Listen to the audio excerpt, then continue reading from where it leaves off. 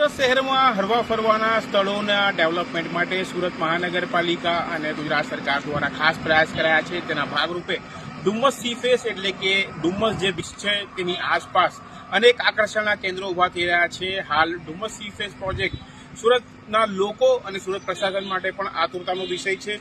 ત્યારે હાલ આ કામ ક્યાં સુધી પહોંચ્યું છે, કઈ રીતની પરિસ્થિતિ છે, તે અંતર્ગત આપણે ફિલ્ડ પર જોઈએ કઈ રીતની પરિસ્થિતિ છે।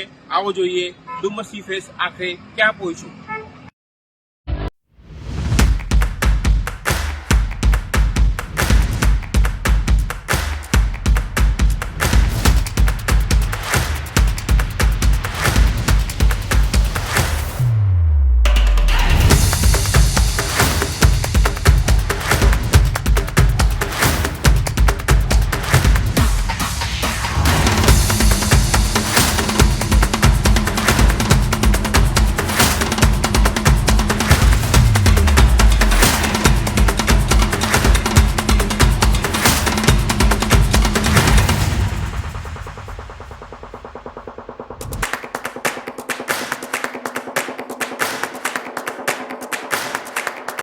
મિત્રો હાલ સુધી દરિયા કિનારાની મોજ માણવા માટે સુરતીઓ ક્યાંક ને ક્યાંક તો મુંબઈ જતા હતા કે પછી નજીકના દમણ જેવા વિસ્તારોમાં જતા હતા, પણ હાલ જે રીતે સુરત શહેરના દરિયા કિનારાનો વિકાસ થઈ રહ્યો છે તે ખૂબ જ ક્યાંક ને ક્યાંક મુંબઈ અને દમણથી પણ વધુ સારો વ્યૂ હવે સુરતીઓને મળી શકે છે। એ પ્રકારની સી ફેસની જે કામગીરી અહીંયા દેખાઈ રહી છે। હાલ આપ જોઈ શકો છો ફેસ 1માં જે છે પેકેજ 1ની જે કામગીરી ચાલી રહી છે તે અંતર્ગત 102 હેક્ટર જમીન પર આ આખો પ્રોજેક્ટ વિકસાવવામાં આવી રહ્યો છે। અર્બન હબ આ પ્રોજેક્ટના તબક્કામાં પહેલા તબક્કામાં અંદાજે 174થી 200 કરોડનો ખર્ચ કરવામાં આવી રહ્યો છે।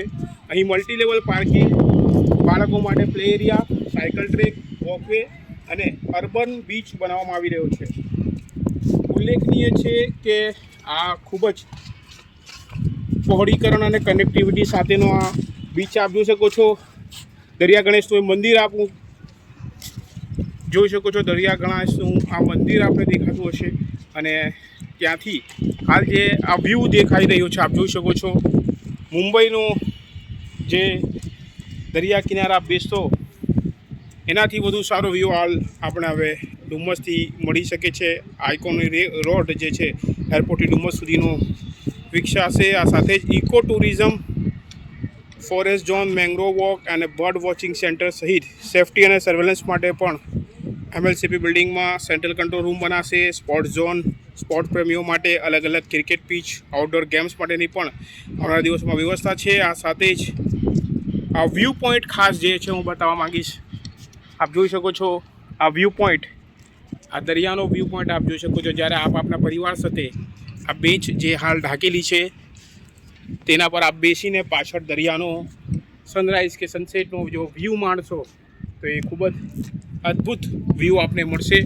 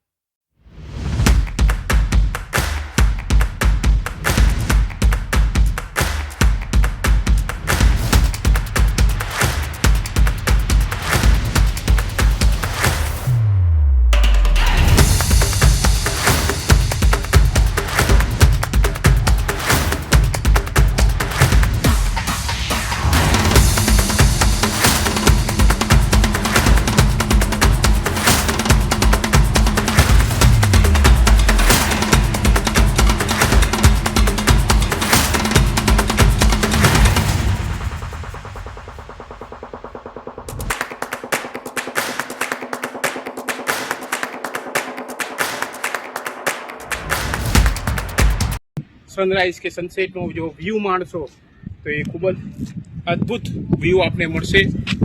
ખાસ આ પ્રોજેક્ટ સુરત શહેરના લોકો અને પ્રશાસન માટે એક કહી શકાય કે આતુરતાનો અંત થોડા સમયમાં આવી શકે છે અને સુરતીઓને ડુમસના સી ફેસ પ્રોજેક્ટમાં રૂપમાં વધુ એક સારું ફરવાનું સ્થળ ટૂંક સમયમાં મળશે. કેમેરામેન સાબિર અલી સૈયદ સાથે કાદિર શેખ, કર્તવ્ય ગુજરાત ન્યૂઝ.